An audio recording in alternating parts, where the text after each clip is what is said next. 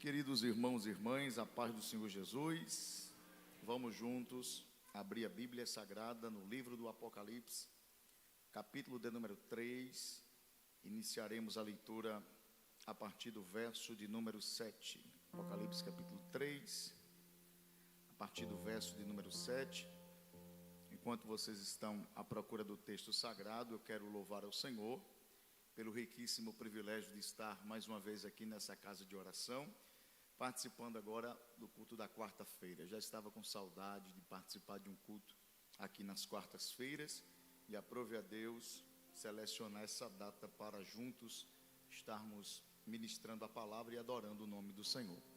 Quero estender os meus agradecimentos, mesmo na ausência, ao pastor Jean Kleber, por permitir a minha chegada no púlpito que está sob seus cuidados, ao meu amigo Assis, que é pastor dessa igreja, louvo a Deus pela sua vida também, louvar a Deus pela vida do pastor Enéas, demais amigos que estão aqui na minha retaguarda orando em nome do Senhor Jesus. Apocalipse capítulo 3, vamos ler a partir do verso de número 7. Está escrito assim: E ao anjo da igreja que está em Filadélfia escreve: Isto diz o que é santo, o que é verdadeiro, o que tem a chave de Davi, o que abre e ninguém fecha, e fecha e ninguém abre. Eu sei as tuas obras. Eis que diante de ti pus uma porta aberta e ninguém a pode fechar. Tendo pouca força, guardaste a minha palavra e não negaste o meu nome. Eis que eu farei aos da sinagoga de Satanás, aos que se dizem judeus e não são, mas mentem, eis que eu farei que venham e adorem prostrados a teus pés, e saibam que eu te amo. Como guardaste a palavra da minha paciência, também eu te guardarei da hora da provação que há de vir sobre todo o mundo, para provar os que habitam na terra. Eis que venho sem demora. Guarda o que tens, para que ninguém tome a tua coroa. A quem vencer, eu farei coluna no templo do meu Deus, e dele nunca sairá. E escreverei sobre ele o nome do meu Deus e o nome da cidade do meu Deus, a nova Jerusalém, que desce do céu, do meu Deus, e também o meu novo nome. Quem tem ouvidos, ouça o que o Espírito diz às igrejas. Que o Senhor nessa noite ajude-nos a aplicarmos sua santa, bendita e gloriosa palavra em nossos corações. Dentre as 7 cidades citadas no Apocalipse, a mais nova dentre elas é a cidade de Filadélfia. Filadélfia foi fundada pelos colonos da cidade de Pérgamo, que estavam sob o domínio de Átalo II. Em toda a sua história, ela recebeu 3 nomes diferenciados. O primeiro, Filadélfia, que significa amor fraternal ou amor entre irmãos. Posteriormente, ela foi rebatizada como Neo-Cesareia, ou a nova cidade de César. Isso porque na reconstrução desta cidade, o Império Romano colocou todos os investimentos possíveis e necessários. E em homenagem a César, esta igreja, ou melhor, esta cidade foi rebatizada. E também ela recebeu nos tempos de Vespasiano o nome de Flávia. Então esta cidade foi e recebeu 3 nomes diferentes. Na época que esta carta chegou à igreja, o nome ainda da cidade era Filadélfia. Ela estava localizada na principal rota do correio imperial que dava para os lados do Oriente. Por isso, recebeu o nome de a Porta do Oriente. No que tange a sua religiosidade, ela estava intimamente ligada à cultura dos gregos. Um dos propósitos principais na construção desta cidade era a divulgação da cultura grega ali na região da Ásia. E isso fez com que esta cidade também fosse chamada de Pequena Atenas. Isso aponta para a sua idolatria, isso aponta para os deuses da Grécia, pois Atenas era uma cidade totalmente dominada por diversos deuses. Os filósofos gregos diziam que era mais fácil você encontrar uma divindade do que um ser humano em Atenas. E esta realidade que acontecia na cidade de Atenas também acontecia na cidade de Filadélfia. A idolatria era muito forte nesta cidade. É dentro dessas circunstâncias, diante de todas essas dificuldades, que Deus vai levantar uma igreja para ser luz no meio das trevas, para propagar a verdadeira palavra, para falar o verdadeiro evangelho e para fazer com que os habitantes daquela cidade conhecessem o verdadeiro Deus e o verdadeiro Senhor.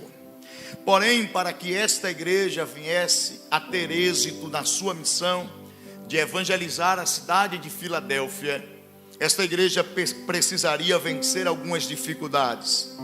A primeira dificuldade está inserida num texto do capítulo 3, o verso de número 8, quando o próprio Senhor diz assim: Eis eu sei as tuas obras, e eis que diante de ti pus uma porta aberta, e ninguém a pode fechar, tendo pouca força. A primeira dificuldade desta igreja era a sua pouca força ou a sua fraqueza. Esta pouca força ou esta fraqueza não estava relacionada ao nível de intimidade ou de espiritualidade dos irmãos para com Deus. Essa pouca força estava relacionada à pouca representatividade desses irmãos dentro da cidade, pois essa igreja era formada em sua maioria por irmãos pobres, que não tinham cultura, que não tinham poder econômico, que não tinham influência política, e a maioria desses irmãos eram escravos. Então, dentro desse sentido aqui, eles tinham pouca força política, pouca força econômica, pouca força intelectual. Então, nesse sentido, os irmãos eram fracos. Além deles terem essa pouca força, esses irmãos deveriam também vencer outro desafio, que estava relacionado a catástrofes da natureza. Porque, como bem pontuou John Stott, Filadélfia era a cidade dos terremotos.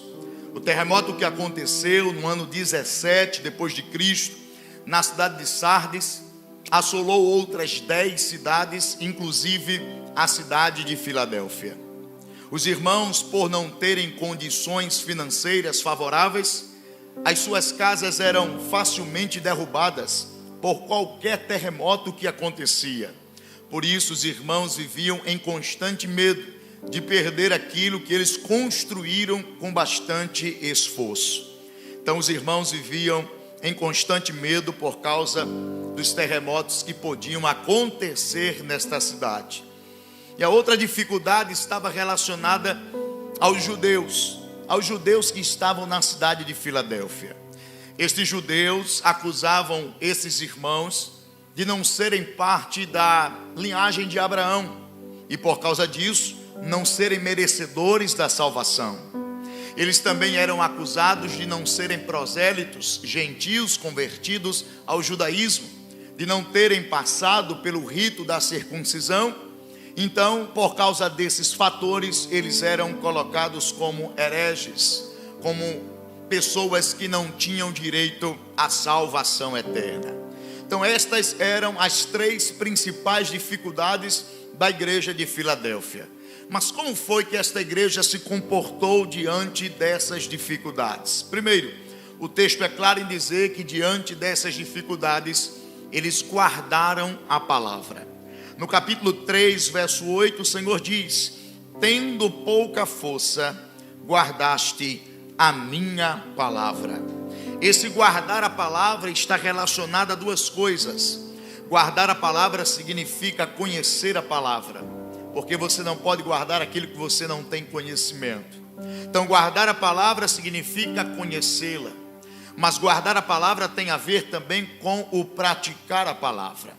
Então esta igreja, diante das dificuldades, ela guardou a palavra, ela conhecia a palavra, ela praticava a palavra que conhecia.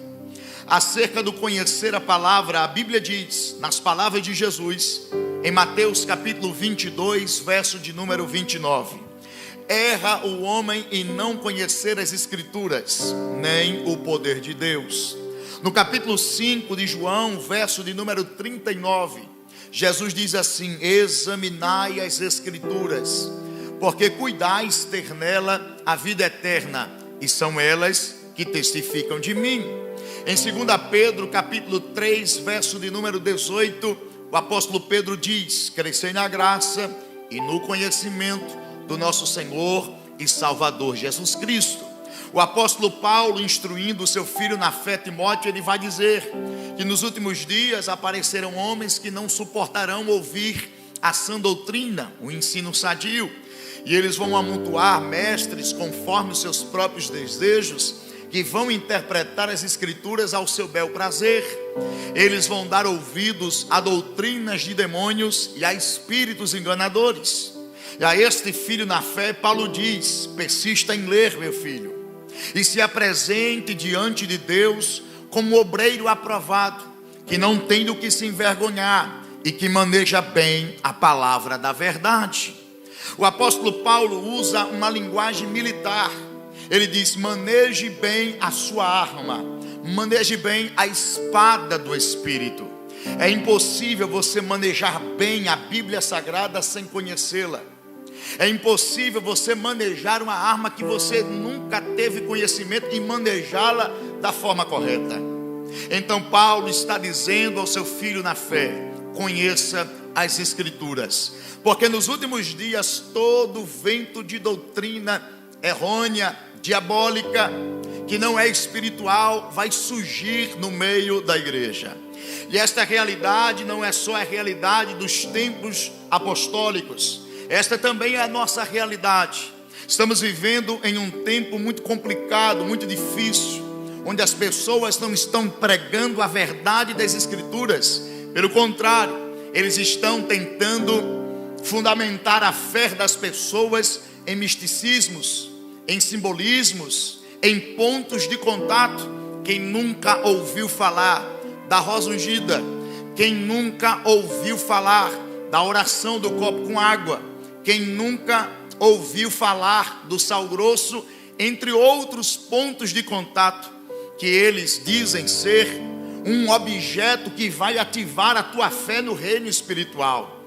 Porém, eu tenho a obrigação de dizer-lhes aqui nessa noite que a Bíblia não fala de rosa ungida. Pelo contrário, a Bíblia fala de homens e mulheres que foram ungidos pelo Senhor. A Bíblia não fala da oração do copo com água. Sabe quem criou isso? Alziro Zaru, na década de 50, no seu programa de rádio A Hora da Boa Vontade. Ele era um espírita e pedia para os seus ouvintes colocarem um copo com água diante do rádio, que ele iria orar, e depois os seus ouvintes poderiam ingerir aquela água para que os seus problemas fossem resolvidos. A Bíblia não fala da oração do copo com água. A Bíblia diz: é necessário nascer da água e do Espírito, porque senão ninguém verá a Deus. A Bíblia também não fala de sal grosso. Na verdade, um dia eu cheguei na casa de um irmão novo convertido e eu vi ali em cima da geladeira um saquinho com sal grosso. E eu perguntei a ele: o que é que esse saco está fazendo aí em cima da sua geladeira? E ele disse: é porque eu fui num culto e o sacerdote disse que eu levasse esse saquinho de sal grosso para casa e colocasse em cima da geladeira, porque quando eu fizesse isso, os diabos ou os demônios que estavam na minha casa iriam ser atraídos para dentro desse sal. Eu iria jogar o sal fora e os problemas da minha casa seriam resolvidos. Eu olhei e disse assim: sinto-me te informar, sal grosso só serve para uma coisa, meu filho, é para churrasco. Demônio não tem medo de sal grosso. Na verdade, demônio tem medo do nome que é acima de todo nome, o nome de Jesus Cristo de Nazaré.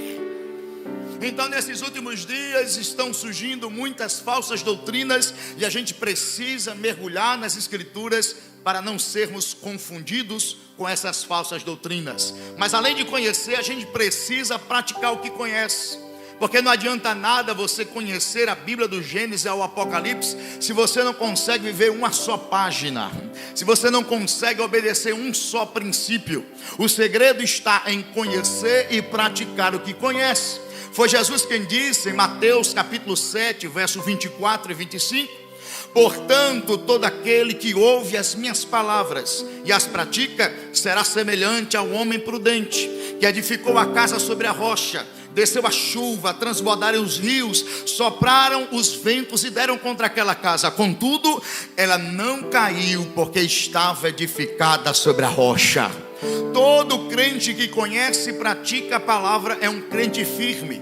As dificuldades da vida surgem, os ventos sopram, os rios da vida tentam abalar a sua fé, mas ele permanece firme porque ele está guardando a palavra do Senhor. Tem alguém aqui guardando esta palavra? Diga glória a Deus. Além de guardar esta palavra, esta igreja, ela não negou o nome de Cristo. Tendo pouca força, guardaste a minha palavra e não negaste o meu nome. Esta igreja vivia em constante pressão. Existia ali pelo menos 3 pressões em cima daquela igreja. A pressão do Império Romano, que dizia: César é o Senhor, César é como um Deus, César precisa ser adorado. Havia também a pressão dos gregos, que diziam que há diversos deuses, diversas divindades, diversos caminhos que levam à eternidade. E havia também a pressão dos judeus, que diziam: vocês não são dignos da salvação, vocês não passaram pelo rito da circuncisão, vocês não são da linhagem de Abraão. Mas diante de todas essas pressões, esta igreja manteve a sua aliança com Cristo. Para o Império Romano, esta igreja respondia assim: se César é o Senhor, o nosso Jesus é Senhor dos senhores. Para os gregos, ela respondia da seguinte forma: há um só Deus e um mediador entre Deus e os homens, e o nome dele é Jesus Cristo de Nazaré. E para os judeus, que diziam que não havia salvação para eles, eles respondiam da seguinte forma: a salvação é pela graça, por meio da fé. Isto não vem de nós, é dom de Deus, não vem das obras, para que ninguém se glorie. Nós somos salvos não porque fazemos parte da linhagem de Abraão, nós somos salvos não porque fizemos o rito da circuncisão, nós somos salvos porque a graça de Deus nos alcançou. Nós somos salvos única e exclusivamente pela fé que temos no nome do Senhor. É por isso que nós somos salvos. Eles guardaram o nome de Cristo. Deixa eu dizer uma coisa aqui para você: a raiva do diabo não está baseada no carro que você anda. Pouco importa se o diabo com o carro que você anda. A raiva do diabo contra a sua vida não é a casa que você mora. Não, meu filho. Não é o emprego que você conquistou, não é o concurso público onde você está. Não. A raiva do diabo é porque você tem aliança com esse nome. Quando ele olha para você, ele vê no mundo espiritual a marca do sangue de Cristo sobre a tua vida. E ele sabe que aquele que é de Cristo, ele não pode tocar. Ele tem liberalidade para atacar os ímpios, mas aqueles que pertencem ao Senhor, o diabo não pode tocar. Se ele pudesse tocar, ele já tinha destruído a tua vida. Se ele pudesse tocar, ele já tinha destruído a tua família. Se ele pudesse te tragar, ele já tinha te tragado. Mas a Bíblia diz que o anjo do Senhor acampa-se ao redor de todos aqueles que o temem. E eu quero profetizar nesta noite que toda ferramenta preparada contra você não vai prosperar.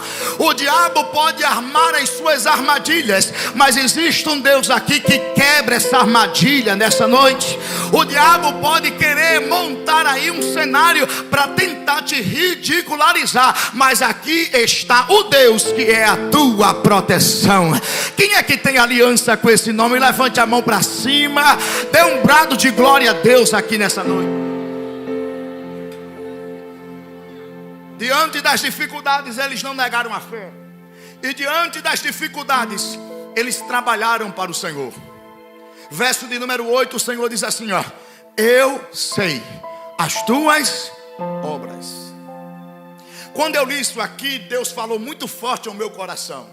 Deus disse: perceba que esses irmãos trabalhavam em regime de escravidão, em sua maioria. Se trabalhar 8 horas por dia já é difícil para nós aqui no Brasil, imagina trabalhar em regime de escravidão. Imagina trabalhar quebrando pedras. Imagina trabalhar debaixo de um sol causticante, ou num frio do inverno, com temperaturas abaixo de 10. Imagine trabalhar nessas condições. Porém, mesmo diante dessas condições, esta igreja não negligenciou o trabalho do Senhor. O Senhor diz: eu conheço as suas obras. Quando eu olho para a realidade desta igreja, eu extraio uma verdade. Qual é a verdade? Cansaço não é desculpa para que a gente não se envolva com Deus. Cansaço não é desculpa para que a gente não se envolva com a obra do Senhor. Tem muita gente, irmãos, usando a desculpa do cansaço para não se envolver com a obra de Deus. Mas eu pergunto a você: se você ligar para o seu patrão hoje e dizer: patrão, eu estou cansado, amanhã eu não quero trabalhar, eu pergunto a você: teu patrão vai te dar folga? Teu patrão vai te deixar em casa? Tu vai ter que se levantar mesmo cansado para honrar o teu compromisso. Se tu faz isso para honrar o compromisso com o homem, por que é que você não faz isso para honrar o compromisso com Deus? Com Deus não tem desculpa, meu filho. Com Deus a gente tem que estar sempre pronto.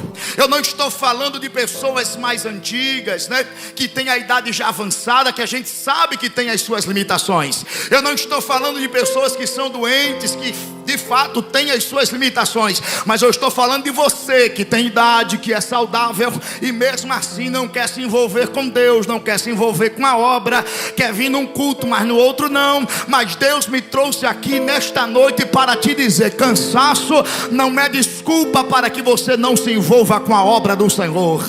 Deus está chamando os seus trabalhadores de última hora. Deus está chamando os seus trabalhadores da última hora. Vou repetir: Deus está chamando os seus trabalhadores da última hora. Se a gente não fizer algo para Deus agora, não vai ter mais tempo. Se a gente não se envolver com a obra do Senhor agora, não vai ter mais tempo. A qualquer momento a trombeta vai soar. A qualquer momento Jesus vai voltar. A qualquer momento nós vamos se apresentar diante do tribunal de Cristo, mostrando as nossas mãos, mostrando as nossas obras. E você, o que apresentará? Será que você tem alguma coisa para apresentar a Deus? Se não tem, levanta-te hoje, se envolve hoje, chega para o pastor e diz: hoje eu estou aqui, meu pastor, aonde o senhor quiser eu vou trabalhar. O senhor quer que eu fique na porta? Na porta eu vou ficar. O senhor quer que eu tire oferta? Oferta eu vou tirar. O senhor quer que eu toque no teclado? No teclado eu vou tocar. O senhor quer que eu cante? Canto. O senhor quer que eu pregue? Prego. Eu estou disponível para trabalhar para o Senhor. Cadê a igreja que está disponível para trabalhar com Ele? Ai, irmão Diego, o tempo é muito corrido. Eu sei que o tempo é muito corrido, mas deixa eu dizer uma verdade. Tu tem tempo para acessar tuas mídias sociais, não tem? Tu tem tempo para ir para o shopping, não tem? Tu não tem tempo para ir para a praia? Tu não tem tempo para fazer churrasco com teus amigos? Por que é que tu não tem tempo de se envolver com as coisas de Deus? Por que é que tu não tem tempo de fazer algo para o Senhor? Por que é que tu não reserva um pouco do teu tempo para fazer aquilo que Ele já determinou que você fizesse? Nesta noite Deus está falando com a sua igreja, está dizendo: cansaço não é desculpa. Eu quero vocês envolvidos com a minha obra. Quem é que recebe esta palavra? Olha para quem está do teu lado e diz assim: Deus está te chamando para o trabalho.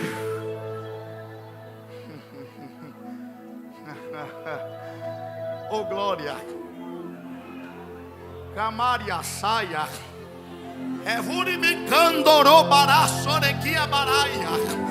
Crente de parado vai ter que se movimentar. Quem me ouve? Esse negócio de ficar só recebendo e nada produzindo não é de Deus, meu filho. Jesus disse: eu sou a videira verdadeira, vós sois as varas.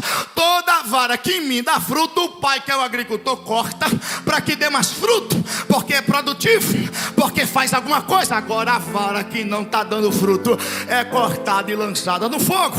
Em que condição você se encontra? Será que a tua vida produz fruto, ou a tua vida está sem produzir fruto algum? Esta noite o agricultor desceu na casa, oh glória, para podar esta árvore. Quem é que recebe esta palavra? Glorifique a Jesus. Tem gente aqui que foi livre da Covid. Tem gente aqui que Deus fechou sepultura. Tem gente aqui que Deus deu uma nova chance, e você está aproveitando essa nova chance como?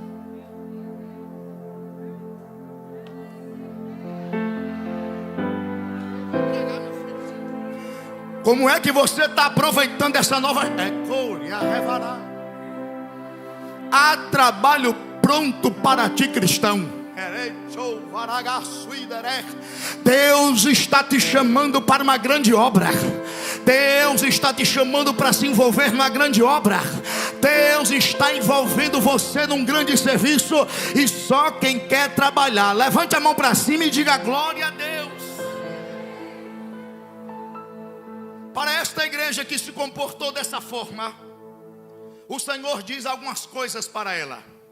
Vale a pena salientar que das 7 igrejas que receberam cartas, apenas Esmirna e Filadélfia não sofreram grandes críticas. Pelo contrário, elas foram elogiadas. E o Senhor lançou algumas palavras sobre estas igrejas. E aqui na igreja de Filadélfia, o Senhor vai dizer 7 coisas interessantes. A primeira coisa que ele diz a esta igreja, ele diz assim, ó: isto diz, verso 7, o que é santo, o que é verdadeiro, o que tem a chave de Davi, o que abre e ninguém fecha, e fecha e ninguém abre. Oh, que coisa linda! Ele está dizendo: no meio dos falsos, eu sou o verdadeiro. Eu sou o caminho, a verdade e a vida, e ninguém vem ao Pai se não for por mim. No meio desses impuros, eu sou aquele que é santo, e eu tenho a chave de Davi. Chave na Bíblia, sinônimo de autoridade. Davi, sinônimo de reino. O Senhor está se apresentando a esta igreja e está dizendo: eu tenho uma autoridade sobre o reino. Esse Cristo, ele possui a autoridade sobre 3 reinos. Primeiro, ele tem autoridade sobre o reino dos céus. Nos céus, Jesus está sentado à destra de Deus no seu trono, e os anjos, querubins, serafins, arcanjos, os 24 anciãos, os 4 seres viventes se dobram e reconhecem a autoridade daquele que foi morto, mas eis que está vivo para todo sempre, amém.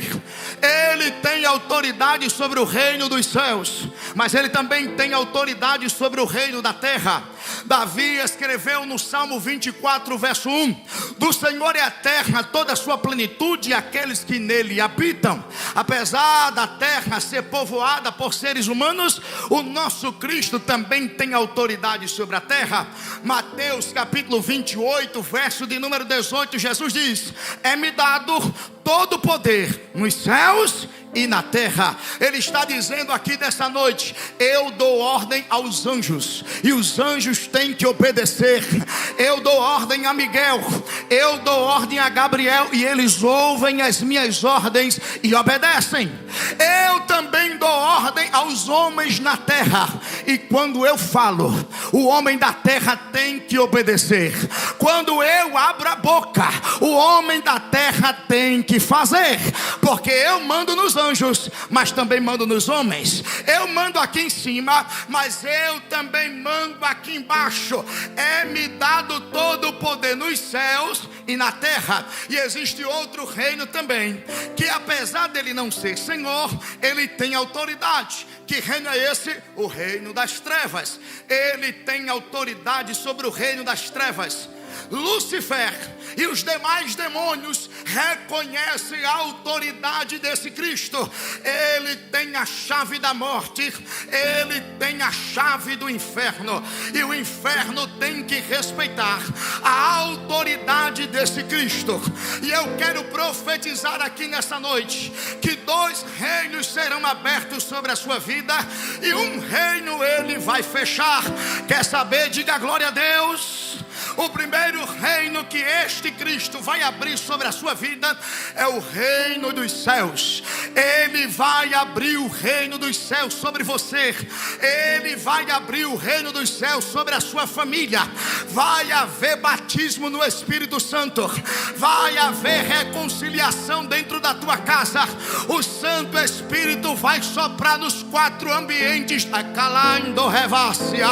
Tem gente que vai receber salvação. Você vai ser cheio de poder, porque aquele que tem a chave abriu o reino dos céus sobre você e sobre a sua família. Quem é que recebe esta palavra aqui? Levante a mão. Você pode glorificar a Deus pelo menos por 5 segundos. O reino está aberto. O reino dos céus foram abertos sobre a sua vida. Ele vai fazer algo grande, algo que é expectando, algo espiritual vai acontecer. Resistências do mal serão vencidas. O reino dos céus estão abertos sobre você. Quem recebe a palavra? Mas tem outro reino que ele vai abrir. É o reino da terra. O reino da terra será aberto sobre a sua vida. Nós estamos em anos de crise. 2021, a inflação subiu. Os preços estão terríveis. Tem gente que está ficando desempregado. Mas deixa eu dizer uma coisa: enquanto o mundo está em crise, nós permanecemos em Cristo. E Cristo tem a chave que abre e ninguém fecha. Vou dizer de novo: ele tem a chave que abre e ninguém pode fechar. E nessa noite ele está dizendo: o reino da terra eu estou abrindo sobre você. Eu estou abrindo sobre você. Eu estou abrindo sobre você. Tem gente que pensou que tu vai quebrar esse ano, mas Deus está dizendo: eu abri o reino da terra para você. Tem gente pensando que tudo acabou. Aí Jeová diz assim para você: eu tenho uma chave certa que abre todas as portas. Quem é que acredita que o reino está sendo aberto? Mas tem um reino que ele faz questão de fechar. O dos céus está aberto, o da terra está aberto, mas o das trevas ele está fechando. Olhe para quem está ao seu lado e diga assim: o reino das trevas está sendo fechado. Oracamachaia.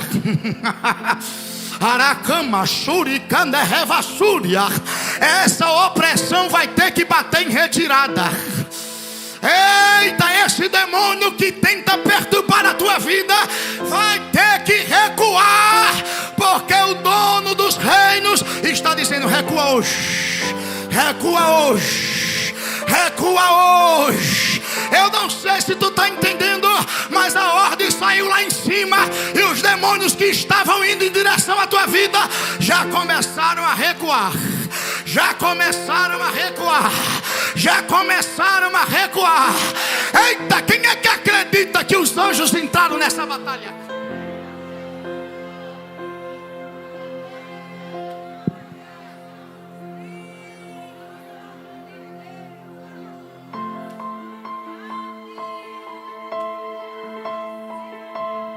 Tem que terminar porque o outro culto vai começar. Mas quem quer saber mais em 5 minutos, diga amém. Aquele que tem a chave que abre os reinos, sabe o que é que ele está dizendo para você? Eis que diante de ti eu pus uma porta aberta. Vou dizer de novo, só por causa daquele glória a Deus lá atrás. Eis que diante de ti eu pus a porta aberta. Dá para profetizar para quem está perto de você? Diga assim: a porta está aberta. Ei,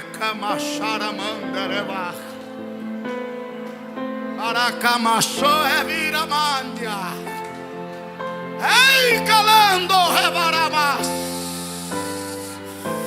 Quer saber o que é porta aberta? Primeiro, porta aberta é acesso livre. O Senhor está dizendo: eu abri o acesso, pode entrar. Eu vou adiante de você. O acesso está livre. Porta aberta significa oportunidades. O Senhor está dizendo: eu criei a oportunidade. Agarra hoje. Eu criei a oportunidade. Ela é sua. Tem muita gente querendo roubar a oportunidade, mas eu estou te dando a oportunidade. Quem é que acredita nisso? Dá um brado de vitória. Porta aberta significa crescimento. Sabe o que é que o Jesus está dizendo a esta igreja? Mesmo diante das dificuldades, vocês não vão diminuir, não. A palavra que eu tenho para vocês é essa: vão crescer. Vão crescer, haverá crescimento na tua vida, haverá crescimento na tua história. Você não vai diminuir. Aquele que tem a chave está dizendo: é tempo de você crescer. Você pode glorificar a Deus por alguns segundos? Levante a mão para cima, só quem recebe esta palavra. Quem não quiser receber, fique de boca fechada mesmo. Mas quem quiser receber, eu te dou 10 segundos para adorar. Vai. Oremi. Camanácia. Entra pela porta. Entra pela porta que eu abri. Revoria, Camancho, Revaragano, Revias. A oportunidade fui eu que criei. Entra pela porta. Entra pela porta que chegou a hora de tu crescer. Chegou a hora de tu desenvolver. É tu que me nasce. Chegou a hora da glória da segunda casa ser maior do que a glória da primeira. Quem é que recebe esta palavra? Vai. Abre essa boca para receber.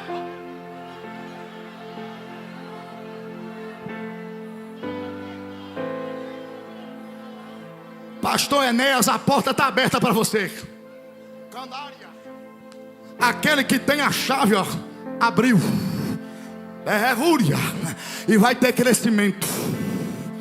Eu vou dizer o que Jesus está mandando dizer: vai ter crescimento. Porque quem tem a chave diz: eu abri a porta. Eu abri. Quando revi a súria. Quem é que acredita que a porta está aberta?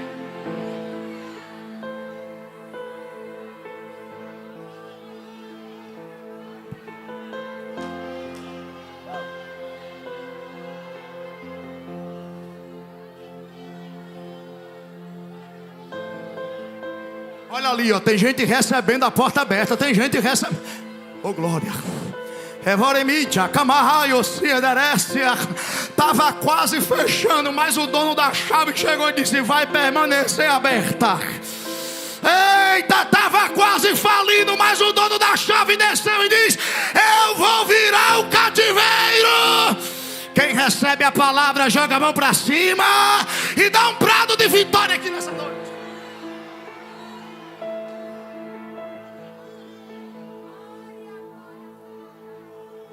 Fica de pé comigo.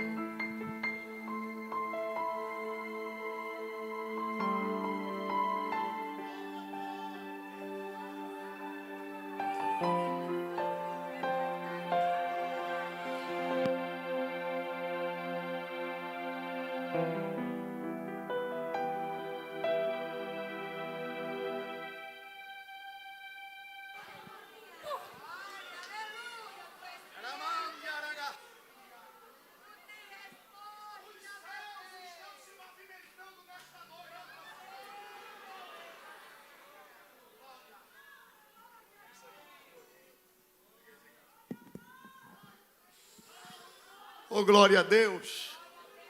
Louvado seja o nome de Jesus. O céu está se movimentando ao seu favor. Ele está dizendo: eu tenho a chave que abre a porta. E eu estou fazendo isso porque eu te amo. Vou dizer de novo: eu estou fazendo isso porque eu te amo. Releve-a. Tem uns judeus que se dizem judeus, mas não são, e mentem, que estão perseguindo vocês, dizendo que vocês não têm direito à salvação, que vocês não fazem parte do Altíssimo, vocês são cheios de defeitos, vocês não obedecem à lei. Mas eu vou fazer aqueles que dizem que vocês não são meus, que cheguem diante de vocês, se prostrem e reconheçam que eu amo vocês. Posso entregar a mensagem? Quem quer receber, diga amém. O que Deus vai fazer é tão grande, mas é tão grande que até aqueles que não gostam de você vão reconhecer que foi Deus que fez isso na tua vida. Você pode aplaudir o Senhor nessa noite?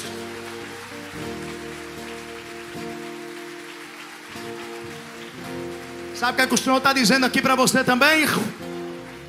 Eu abri a porta, eu te amo. E Ele está dizendo, eu te guardarei.